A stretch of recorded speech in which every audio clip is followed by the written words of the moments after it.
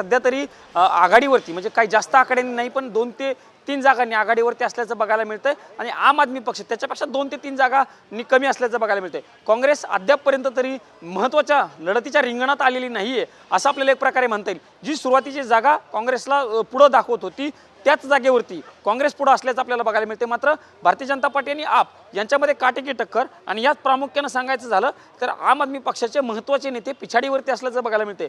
जी सध्या माहिती मिळते शेजल त्या माहितीनुसार अरविंद केजरीवाल असतील किंवा मनीष सिसोदिया असतील अवध ओझा असतील हे आम आदमी पक्षाचे जे महत्त्वाचे नेते किंवा महत्त्वाचे चेहरे होते ते सध्या पिछाडीवरती असल्याचं बघायला मिळते। रमेश बिदुडी काही वेळापूर्वी आघाडीवरती गेलेले होते।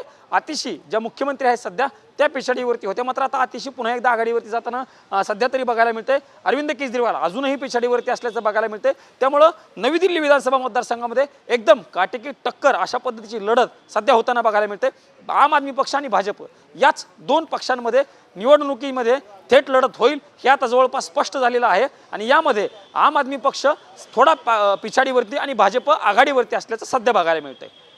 एकंदरीतच प्रमोद आपण जर बघितलं 70 जागांसाठी निवडणूक पार पडली मात्र भाजपने जे आहे 68 जागांवरती खरं तर आपले उमेदवार दिलेले होते।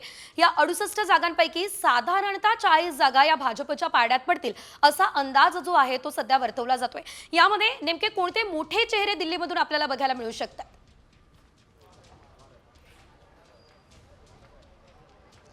भारतीय जनता पार्टीकडनं सेजल प्रामुख्याने सांगायचं झालं तर नवी दिल्ली हा विधानसभा मतदारसंघ आहे। त्यामध्ये अरविंद केजरीवाल जे आम आदमी पक्षाचे नेते आहेत संयोजक आहेत सध्याचे माजी उपमुख्यमंत्री आहेत ते या विधानसभा मतदारसंघामधनं निवडणुकीच्या रिंगणात आहेत।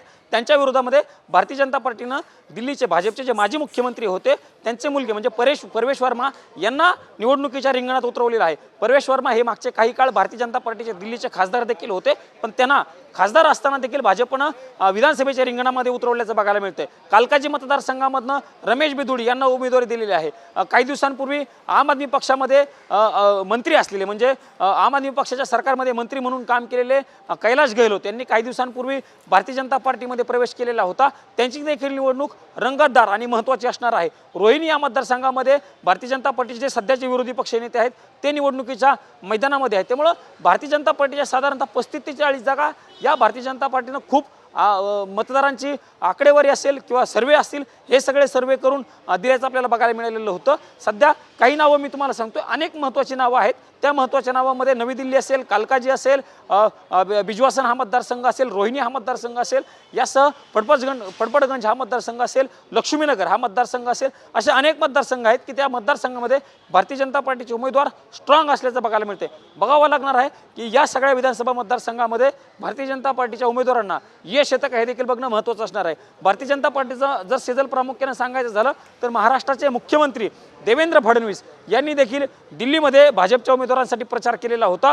2 दिवस देवेंद्र फडणवीस दिल्लीच्या प्रचारामध्ये होते। त्यांनी साधारणतः 5 ते 6 सभा दिल्लीमध्ये घेतलेल्या होत्या। रोहिणी असेल फडपडगंज असेल यासह गोखलपुरी असेल या मतदारसंघामध्ये देवेंद्र फडणवीस यांनी सभा घेतलेल्या होत्या आणि भारतीय जनता पार्टीच्या उमेदवारांना निवडून देण्याची त्यांनी जे आहे ते प्रचारामध्ये मुद्दे मांडलेले होते। महाराष्ट्रामध्ये जी लाडकी बहीण योजना आहे सेजल